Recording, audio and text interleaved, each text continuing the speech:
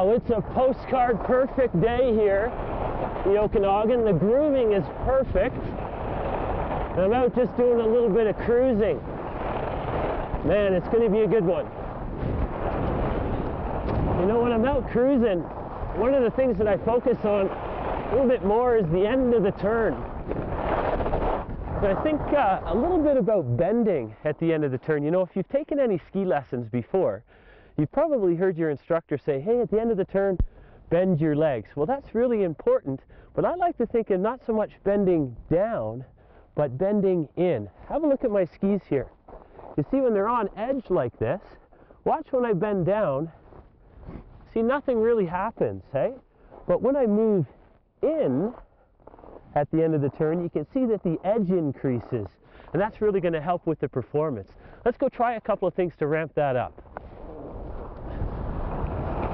So here it is, as I move into my turn, bending, but I bend inside. I bend inside with the hips, the knees, and the ankles.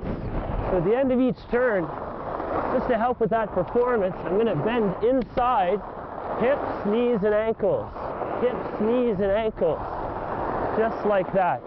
You know, if you've ever watched like a tennis player, or maybe even a pitcher throwing a baseball, like if this was a pitcher throwing a baseball, when they wind up and they throw that ball, the big joint, the shoulder, that's the power joint, the direction comes from the elbow, and the stuff, if they want to throw that curve ball, that comes from the wrist and even the fingers. When we're skiing, big joint is the hip, middle joint is the knee, obviously, and then the fine-tuning, that stuff, that comes from the ankles. So I kind of work these in a little bit of a sequence. As I move through the end of the turn, I start with the hip, then the knee, then the ankle. That way I get that little bit of snap or velocity at the end of my turn. Let's go try a few more.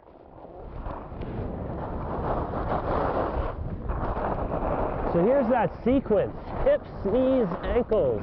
Hips, knees, ankles. Like the baseball pitcher throwing a ball. Or even if you're a tennis player, it'd be like hitting a tennis ball with your racket. Hips, knees, ankles. So here's that sequence again. Hip moves, knee, then the ankle. It's a pretty quick sequence though. Hip, knee, ankle. Hip, knee, ankle.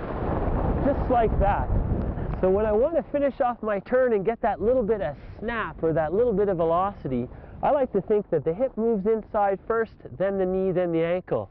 Remember what we said, if you just bend down, nothing happens to the edge. But if I bend in, look at how my edge increases. So bend in versus down, and that's going to be really good for your skiing.